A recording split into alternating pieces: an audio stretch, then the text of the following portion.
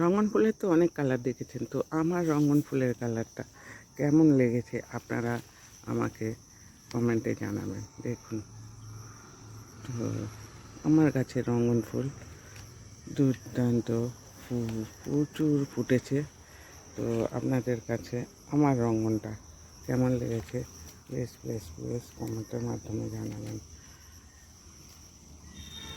বহু বছর ধরে এই গাছটা আমি অনেক যত্নে এবং অনেক প্রচেষ্টার দ্বারা আমি আজ ফুল ফোটাতে পেরেছি।